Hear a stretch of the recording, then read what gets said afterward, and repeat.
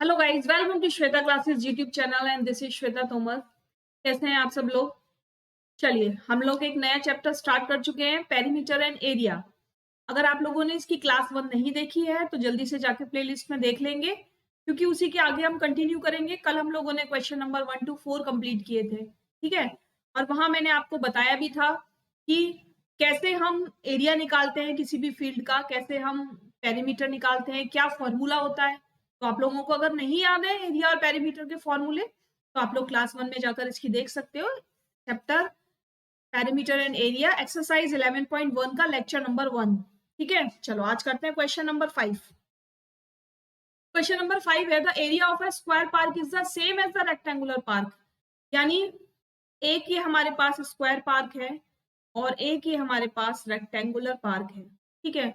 तो क्वेश्चन क्या कह रहा है कि दोनों का जो एरिया है, ये इसका एरिया और ये इसका एरिया बिल्कुल सेम है, ठीक है।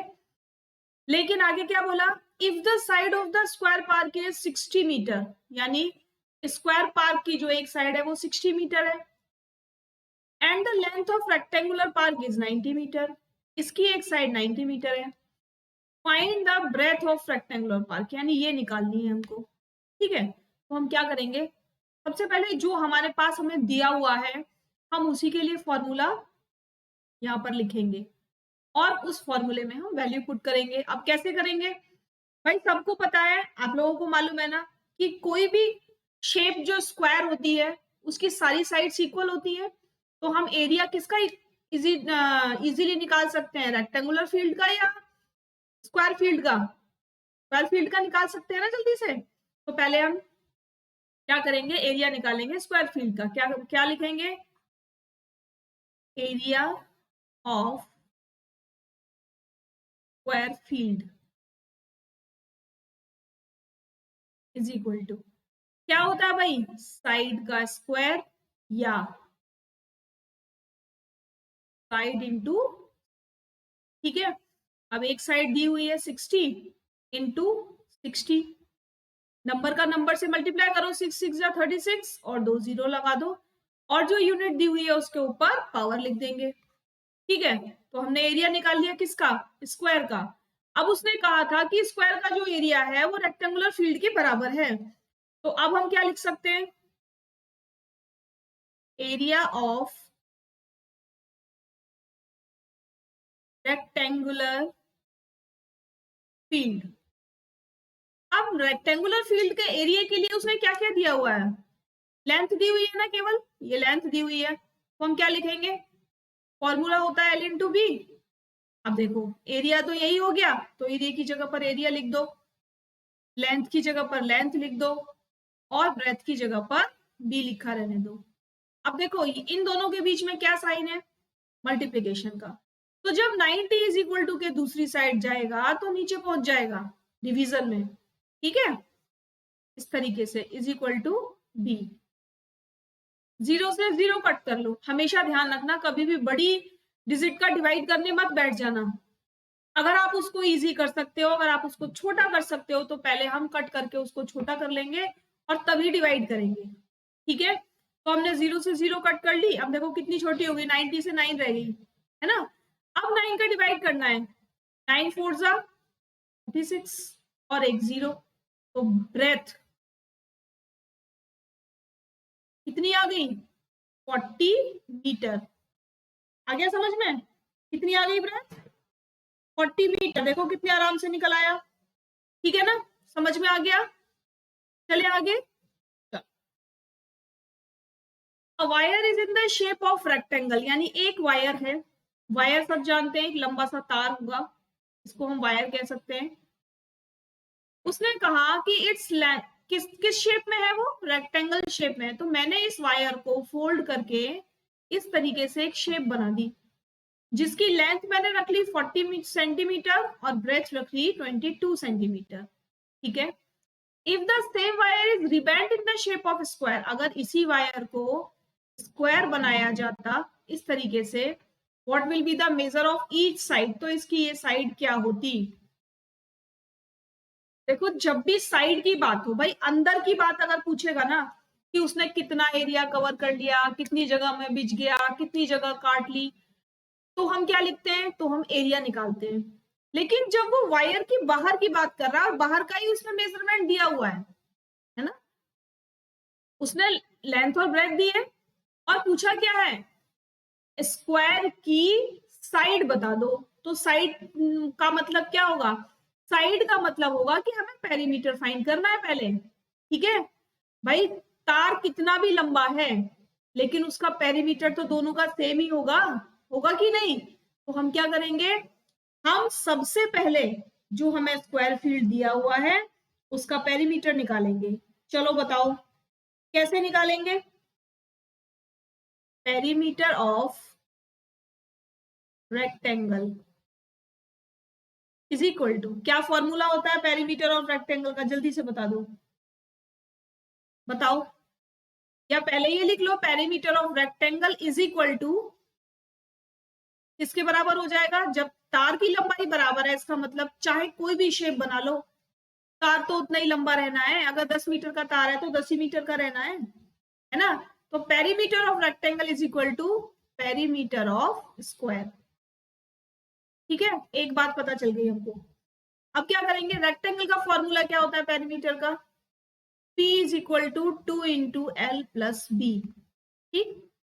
तो 2 एल कितना है 40 प्लस 22 इज इक्वल टू, ये कितना हो जाएगा 62, और 62 इंटू 2 कितना आ गया आंसर, 4 6 2 जा 12, ये आ गया हमारा सेंटीमीटर में पेरीमीटर, ठीक है। किसका, रेक्टेंगल का। इसका मतलब अभी हमने ये लाइन लिखी थी ऊपर कि जितना रेक्टेंगल का है पेरीमीटर उतना ही किसका होगा, स्क्वायर का होगा। अब पेरीमीटर ऑफ स्क्वायर क्या होता है, पेरीमीटर ऑफ स्क्वायर होता है 4 इंटू साइड, ठीक है।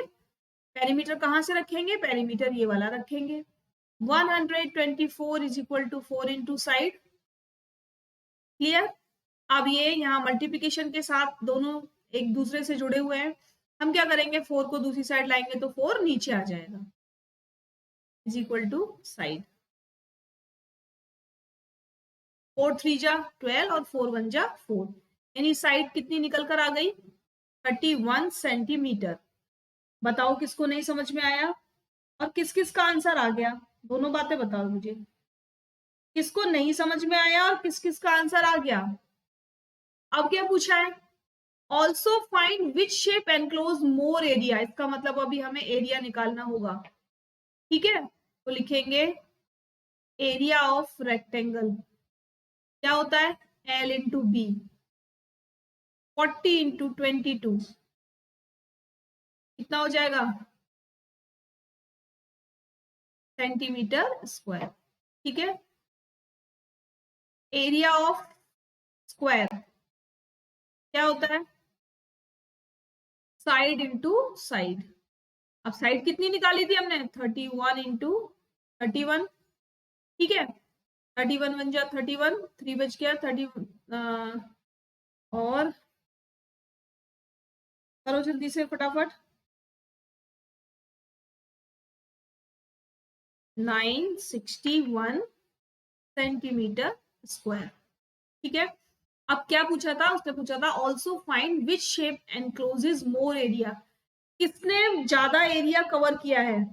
तो हम क्या लिख सकते हैं, देखो एरिया किसका ज्यादा है, स्क्वायर का एरिया ज्यादा है, ठीक है। तो लिखेंगे square shape wire encloses more area, square shape wire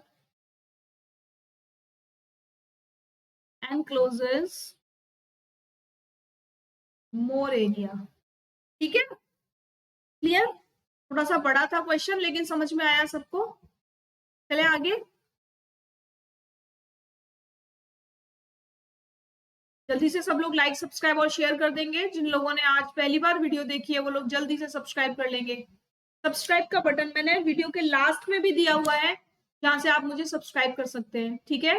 अगर यूट्यूब पर आप श्वेता क्लासेस डालेंगे तो ये लोगो आपको नजर आएगा, जहां से भी आप मुझे फॉलो कर सकते हैं। अगर मेरी क्लासेस आपको पसंद आ रही है, अपना सिलेबस आप कंप्लीट करना चाहते हैं तो, क्योंकि फुल्ली सिलेबस एनसीईआरटी बेस्ड है, हर एक क्वेश्चन हर एक एक्सरसाइज में कंप्लीट कराऊंगी।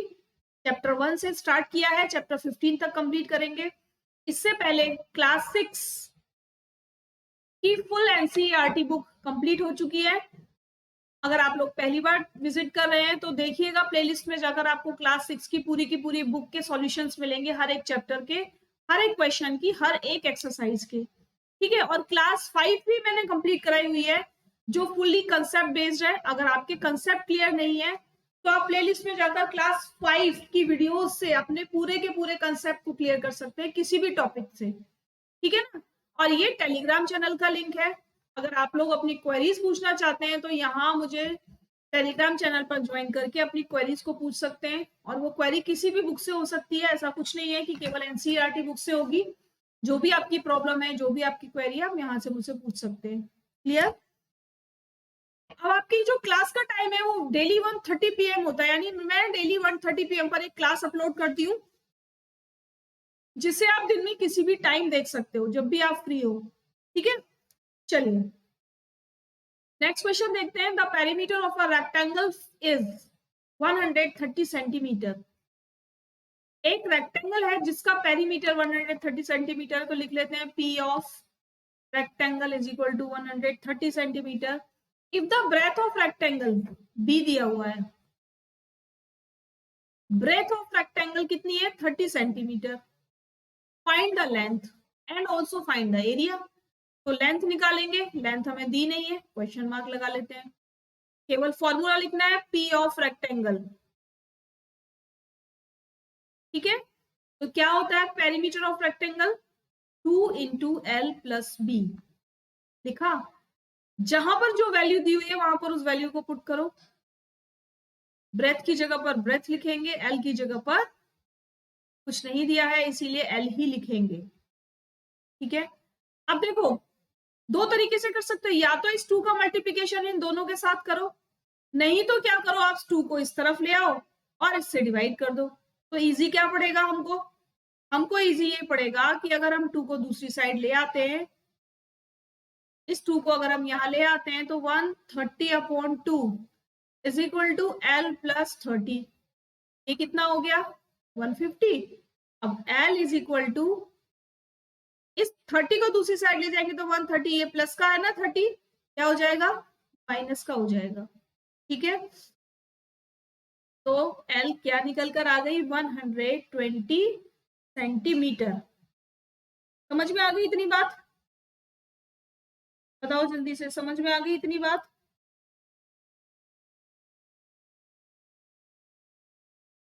बोलो भाई।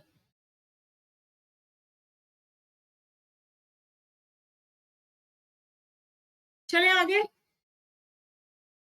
द पेरीमीटर ऑफ, चलिए अब क्या निकालना है हमें, अब हमें इसका निकालना है एरिया, ठीक है।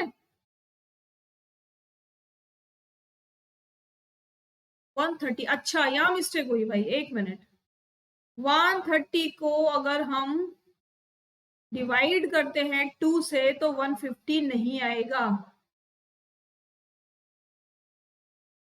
क्या आएगा 2 6 जा 12 और 1 बचा 2 5 जा 10, 65 आएगा, 150 नहीं आएगा। 150 कैसे आ जाएगा, 130 तो ऑलरेडी छोटा नंबर है, 150 कैसे आ सकता है। मुझे ध्यान आ रहा था कि 300 है, ठीक है। चलो 65 में से 30 माइनस कीजिए, 5 बचा और ये 3 बचा, तो अब हमारी लेंथ निकल कर आ गई 35 सेंटीमीटर, ठीक है। अब क्या पूछा है area, area of rectangle is equal to क्या होता है एल इंटू बी, तो 30 इंटू 35, 3 5 जा 15, 3 3 जा 9 और एक 10 और एक ये वाली 0। ये अब आपका एरिया निकल कर आया जिसको हम पावर में लिखेंगे, ठीक है। ये दोनों चीज आपकी निकल कर आ गई। क्लियर हो गया सबको, समझ में आ गया, बताओ भाई जल्दी से, समझ में आ गया। चलते हैं फिर question number 8। A door of length 2 metre and breadth 1 metre is fitted in a wall, यानी कोई वॉल है ये, ठीक है, ये वॉल है, इसमें एक डोर लगाया जो 2 मीटर तो उसकी ब्रेथ थी और 1 मीटर, आप यहां लिख लो, यहाँ 2 लिख लो, 1 मीटर तो उसकी ब्रेथ थी और 2 मीटर उसकी लेंथ थी। ठीक है, the length of the wall is 4.5 metre and 3.6 metre, यानी वॉल की भी तो कोई लेंथ और ब्रेथ है, ये हो गई। ठीक है, find the cost of white washing the wall if the rate of whitewashing the wall is ₹2 per meter square। बच्चे क्या पूछा है आपसे कि उस वॉल पर पेंटिंग करने का कितना खर्चा आएगा अगर 1 मीटर पर स्क्वायर में 20 रुपए लगते हैं। तो देखो, अगर आप वॉल पे पेंट कराओगे तो दरवाजे पे तो नहीं कराओगे ना, डोर पे तो नहीं कराओगे, तो हम क्या करेंगे, वॉल के एरिया में से डोर के एरिया को माइनस कर देंगे। तो सबसे पहले हमें एरिया निकालना होगा दोनों का, तो वही करेंगे हम। एरिया ऑफ वॉल क्या होगा, 3.6 इंटू 4.5। ठीक है, यही करेंगे ना, बताओ जल्दी से, यही करेंगे, यही होगा या कोई दूसरा फॉर्मूला लगेगा, बोलो जल्दी से, यही लगेगा ना। आंसर क्या आएगा, 16.2 मीटर स्क्वायर। अब लिखेंगे एरिया ऑफ डोर क्या है, 1 इंटू 2, कितना हो जाएगा, 2 मीटर स्क्वायर। ठीक है, अब area of area to be whitewashing. ठीक है, area to be white washed,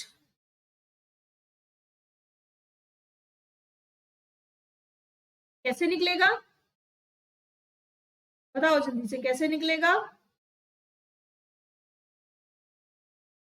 जितना भी एरिया है किसका, वॉल का, 16.2 को डोर के एरिया में से माइनस कर देंगे।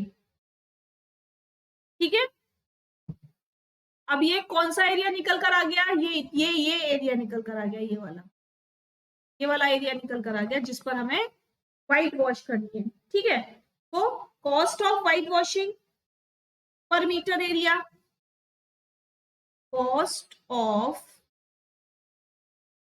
White washing per metre square is equal to कितना लगता है, ₹20। ठीक है, और हमें कितने में करना है, हमें कितने में करना है, हमें इतने में करना है, तो लिखेंगे कॉस्ट ऑफ व्हाइट वॉशिंग